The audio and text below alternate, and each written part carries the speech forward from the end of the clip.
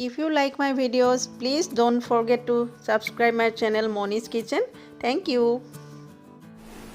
আজি মই আপোনালোকৰ আগত বনাই দেখুৱাম মছলা ভৰুৱা তিতা কেৰেলা যেটো ডাঙৰ মানুহৰ কথা বাদে সৰু ল'ৰা ছোৱালীও খুব ফুৰ্তিৰে খাব কাৰণ ইয়াত তিতা বহুত কম থাকিব আৰু কেনে ধৰণে মই এই ৰেচিপি বনাম এই আপোনালোকে ভিডিঅ'টো চাই লওক আজিৰ এই ৰেচিপিটোৰ বাবে আমি লম তিতা কেৰেলা 5টা তিতা কেৰেলা আছে ইয়াতে দুটা কাটি লোৱা পিয়াজ গোটা মছলাৰ ভিতৰত লাগিব আমাক অলপমান পান মছলা অলপমান গোটা জিৰা পাউডাৰৰ ভিতৰত আমি লৈছো অলপমান আমচুৰ পাউডাৰ সোৱাদ অনুযায়ী নিমখ আৰু হালধি ধনিয়া পাউডাৰ আৰু জলকীয়া পাউডাৰ আৰু এটা ডাঙৰ গুচাই লোৱা নহৰু ধুই লোৱা তিতা কেৰেলাখিনি প্ৰথমতে আমি এনেকে ঠাৰিখিনি আৰু সন্মুখৰ সাইডটো কাটি লম কাটি এইখিনি এনেকে গুচাই পেলাম আৰু এইখিনি গুচাই পেলাই এটা কথা মন কৰিব এই বস্তুখিনি আমি পেলাই নিদিওঁ এইখিনি আমাৰ কামত আহিব মছলা আমি ইয়াৰ ভিতৰত ভৰাম তাৰ লগত আমি এইখিনি মিলাম আগলৈ দেখিব আপোনালোকে ভিডিঅ'টো এইখিনি এনে ধৰণে কাটি ললো প্ৰথমতে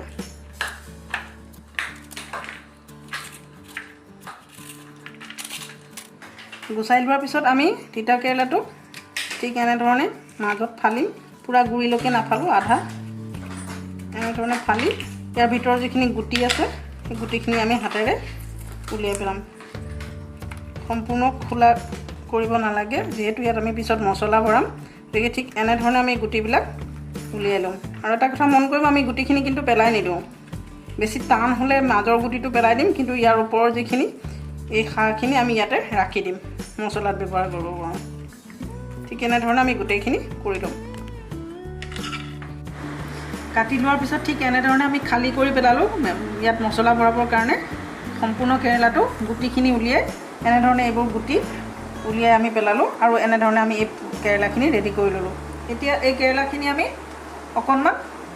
প্ৰায় 5 মিনিটমান সময় আমি গৰম কৰি ল'ম সিজাই ল'ম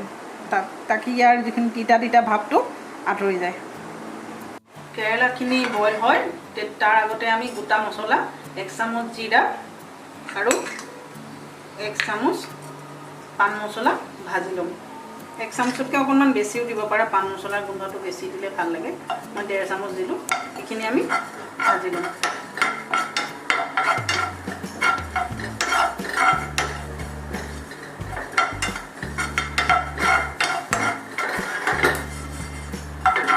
জ্বলাই পেলাব নালাগে মছলাখিনি জ্বলি যোৱাৰ আগতে গ্ৰাইণ্ড কৰাৰ সুবিধাৰ কাৰণে যিমানখিনি ভাজিব লাগে সিমানখিনি আমি ভাজি ল'ম ভাজি লোৱা পান মছলা আৰু জিৰাখিনি ঠাণ্ডা হ'ল সেইখিনি আমি এতিয়া নহৰুখিনিৰ লগত মিক্সাৰ গ্ৰাইণ্ডাৰত দি পিহি ল'ম অকণমান পানী দিম তাৰ পানীখিনি দিওঁতে আমি এটা কথা মন ৰাখিব লাগিব বহুত পনীয়া কৰি নিদিওঁ কিয়নো এইটো আমি ষ্টফিঙত ব্যৱহাৰ কৰিম যিহেতু কেৰেলাৰ ভিতৰত ভৰাম খুব পনীয়া হ'লে বেয়া হ'ব আমি পিহি লোৱা মছলাখিনিৰ লগত গোটা মছলাখিনিৰ লগত 1.5 চামুচ পৰিমাণৰ আমচুৰ পাউডাৰ মিলাই দিলোঁ এইখিনি মিলাম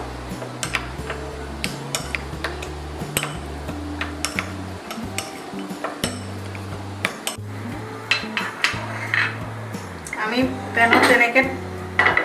2.5 চামুচ তেল দিলোঁ মিঠাতেল মাষ্টাৰ্ড অইল তাতে আমি কাটি লোৱা পিঁয়াজখিনি দি দিম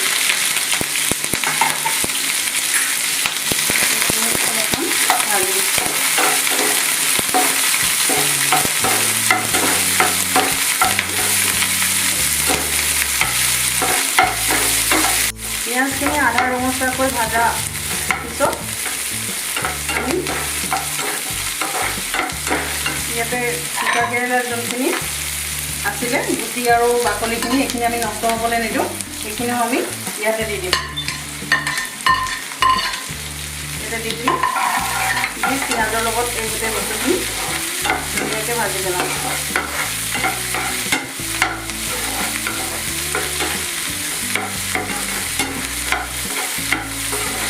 পিঁয়াজ ভাজি থাকোঁতে আমি ইয়াতে আধা চামুচ হালধি পাউডাৰ 1 চামুচ নিমখ নিমখটো আপোনালোকে আন্দাজ মতে দিব আৰু 1 চামুচ জলকীয়া গুড়া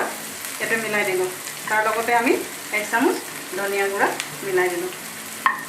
এই মিশ্ৰণটো আমি মিহলাই ভাজি ল'ম যাতে ধুনীয়াকৈ সিজে পিঁয়াজ আৰু যিমানখিনি বস্তু আমি ইয়াত দিছোঁ গোটেইখিনি সুন্দৰকৈ সিজি যোৱালৈকে নজ্বলাকৈ মন ৰাখিব লাগিব পিঁয়াজখিনি যাতে জলদি ক'লা হৈ নাযায় তেনেকুৱাকৈ আমি ভাজি ল'ম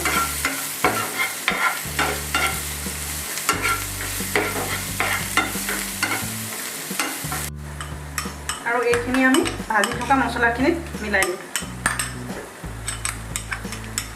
যিখিনি মছলা ভাজি আছোঁ তাৰ লগত মিলাই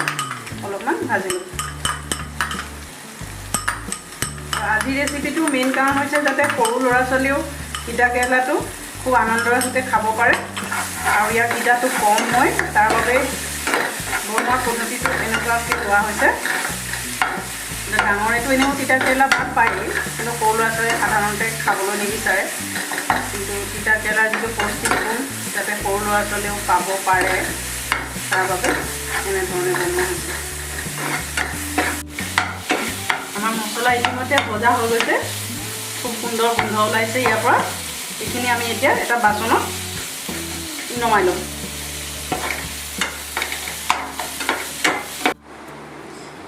আমি কেৰেলাখিনি সিজিব দিছিলোঁ এয়া সিজিলে আমি উঠাই ৰাখি দিছিলোঁ ইয়াৰ পৰা পানীখিনি ইয়াত অকণো যাতে পানী নাথাকে সেইটো আমি চাব লাগিব প্ৰয়োজন হ'লে শুকান এখন কাপোৰ দি আপোনালোকে ভিতৰটো মচি দিব তেতিয়া আমি ভাজিবলৈ ভাল হ'ব এই ঠিক এনেধৰণে গোটেইখিনি কেৰেলা হৈ গ'ল এতিয়া আমি ইয়াৰ ভিতৰত এই মছলাখিনি ভাজি লোৱা মছলাখিনি এখন চামুচৰ সহায়েৰে ভৰাম চামুচৰ সহায়েৰে হাতেৰেও ভৰাব পাৰে কিন্তু মছলাখিনি যিহেতু গৰম হৈ আছে গতিকে মই ভালকৈ পিছত ভাজোতে যাতে ওলাই নাযায় আৰু মছলাখিনি সুন্দৰকৈ ইয়াত আমি ভৰাই দিম পুৰা ভৰ্তিকৈ এনেকৈ এনেধৰণে আমি ভৰাই দিম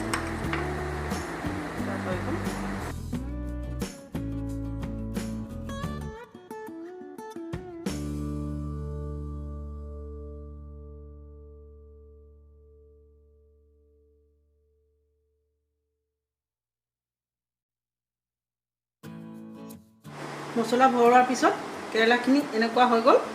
আৰু এইখিনিক আমি এতিয়া এটা গুলি সূতাৰ সহায়ত আমি সুন্দৰকৈ ইহঁতক বান্ধি দিম সূতাৰে আমি গোটেই তিতা কেৰেলাটো এনেকৈ 3 ঠাইত মেৰিয়াই দিম যাতে ভাজাৰ সময়ত আমাৰ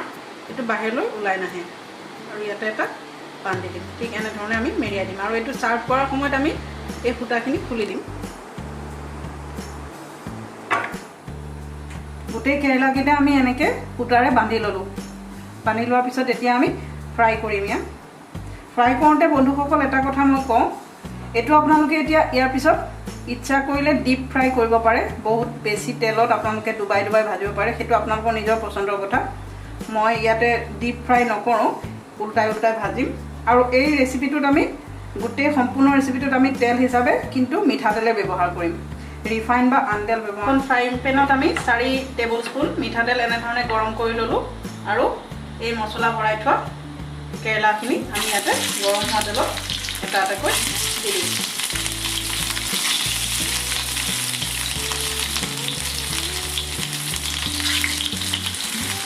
আৰু ঘনাই ইয়াৰ ছাইডবোৰ লৰাই থাকিম যাতে জ্বলি নাযায় কিয়নো এই কেৰেলা যদি জ্বলি যায় তেতিয়াহ'লে সম্পূৰ্ণ ইয়াৰ সোৱাদৰ তাৰতম্য ঘটিব এই জ্বলি যোৱাটোৰ ওপৰত আমি বিশেষভাৱে গুৰুত্ব দিম আমি লৰাই ঠিক এটা ছাইড এনেকুৱাকৈ ঠিক এনেকুৱা ধৰণে ভাজাকৈ আমি ভাজি ল'ব লাগিব এয়া লক্ষ্য কৰিছে আপোনালোকে এই এটা ছাইড এয়া ভাজা হৈ গৈছে এইটো ছাইডে ঠিক তেনেকৈ সম্পূৰ্ণ ছাইড গোটেইকেইটা লৰাই আমি তেনেকৈ ভাজি পেলাব লাগিব আৰু মছলা দিয়া ছাইডটোত আমি যাতে বেছিকৈ নিদিওঁ কিয় কাৰণে সেইটো ছাইডে অলৰেডি মছলা ভাজা আছে আৰু জ্বলিবলৈ দেখিবলৈ বেয়া হ'ব ঠিক তেনেকৈ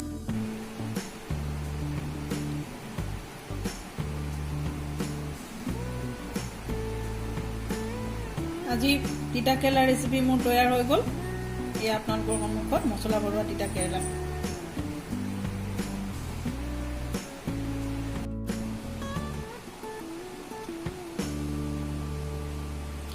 মছলা ভৰোৱা তিতা কেৰেলাৰ এই ৰেচিপি যদি আপোনালোকৰ পছন্দ হৈছে তেতিয়াহ'লে মোক কমেণ্ট বক্সত জনাবলৈ নাপাহৰিব লগতে লাইক কৰিব শ্বেয়াৰ কৰিব আৰু এতিয়ালৈকে যদি মোৰ চেনেলটো আপোনালোকে ছাবস্ক্ৰাইব কৰা নাই তেতিয়াহ'লে প্লিজ